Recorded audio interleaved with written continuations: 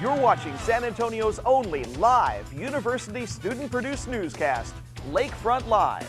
Real news for students, all in one place. Hi, welcome to Lakefront Live. I'm Neida Escamilla. ABC journalist John Quiñones came back to his hometown of San Antonio and spoke with students in the mass communication program here on campus about his journey and success in the field of journalism. He said, don't worry about talking to the movers and the shakers of this world. Talk to the moved and the shaken. In other words, talk to the real people. Don't worry about politicians. They can call a press conference anytime they want. But the real people that you can talk to, John, the campesinos, the peasants, the victims of war, the victims of hurricanes and mudslides, they need you. Those are the people you should concentrate on interviewing and tell their stories. New changes are happening for on-campus living. The Office of Residence Life has confirmed for the first time in 7 years, Pacelli will now be a co-ed hall. We anticipate a growing number of men that will need space here on campus, and because of that, we are going to make Ayers Hall the all-female space, and we will have Pacelli be the co-ed. Students were given an opportunity to attend a lecture on study habits. The lecture was about midterms being treated as a wake-up call. Professors, advisors, trio coordinators, and tutors were present to inform students on the help they can receive. Your success is not only professionally important to us, but personally important to us. We take a lot of ownership in how you do here at the university. The long-awaited autopsy report of a UIW student who died last December was released yesterday.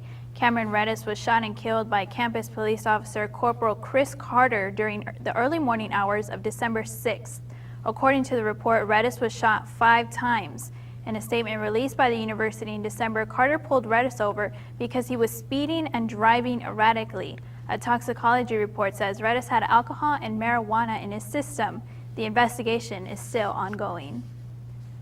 Coming up after the break, why President Obama is sanctioning more Russian officials. We'll be right back.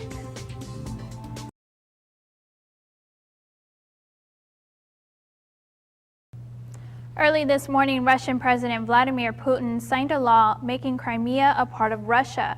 Around the same time, Ukrainian Prime Minister Arseniy Yatsenyuk signed the political elements of a trade pact with the European Union.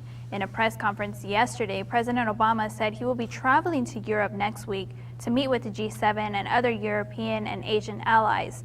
He also urges Congress to pass legislation to provide assistance to Ukraine and made it clear if Russia continues its military actions, there will be further consequences.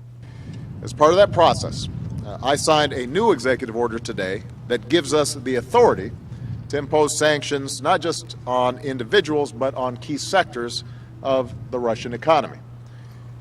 This is not our preferred outcome.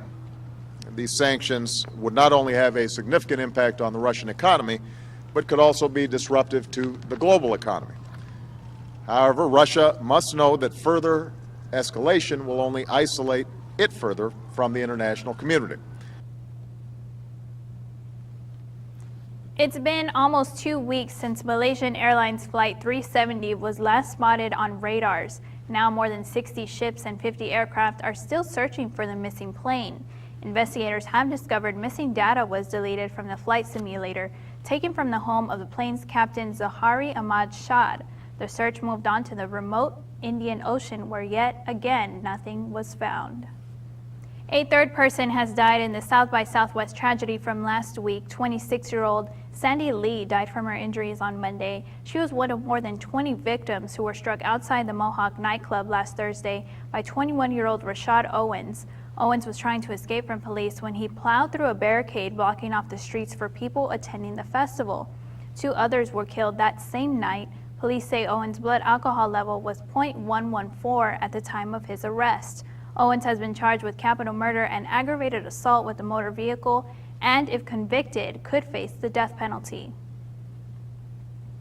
A San Antonio rapper convicted of killing a recording studio owner has been executed. 33-year-old Ray Jasper was put to death by lethal injection on Wednesday for his involvement in the murder of David Alejandro more than 15 years ago. Alejandro owned a recording studio and worked with Jasper on occasion. As one of their sessions was ending, Jasper approached Alejandro from behind and slashed his throat with a kitchen knife hidden in his jacket. Two of Jasper's friends were also involved and helped steal equipment from the studio after the men stabbed Alejandro multiple times. Jasper is the third Texas inmate to be executed so far this year. A Texas man fell to his death early Saturday morning while visiting the Grand Canyon. Police say 53-year-old John Anderson fell about 350 feet off the south rim of the national park. Investigators believe Anderson was trying to retrieve something, possibly a hat, when he fell off the edge.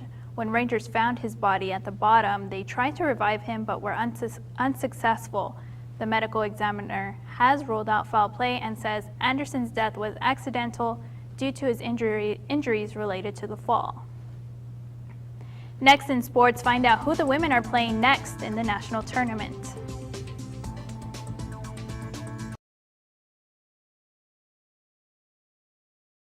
It's on to the Sweet 16 for the women's basketball team. They beat Talladega College in a come-from-behind victory.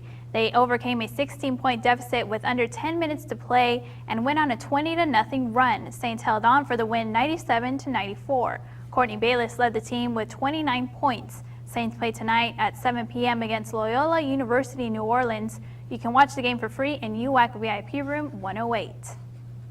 Also in sports, Xavier Roberson is set to play in the first ever NAIA Men's Basketball All-Star Game. He will be participating in a three-point contest.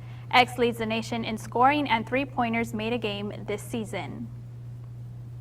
The OLLU Anime Club is hosting MizumiCon this weekend. The event features voice actors, panels, artists, and live music. Admission is $15. Don't forget to like our Lakefront Live Facebook page and follow us on Twitter. Come back next week for more news, views, and trends right here in the OLLU TV studio. Have a good weekend.